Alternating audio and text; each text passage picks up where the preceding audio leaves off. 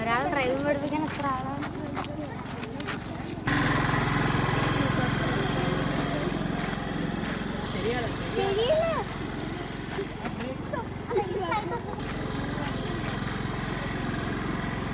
പറയുമ്പോഴത്തേക്ക് confusion ആവല്ലോ.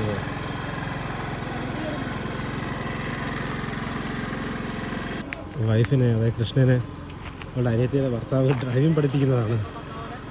Maximum ഒന്നും cycle balance പോലും ഇല്ലാത്തവളാണ് പഠിക്കുന്നത്.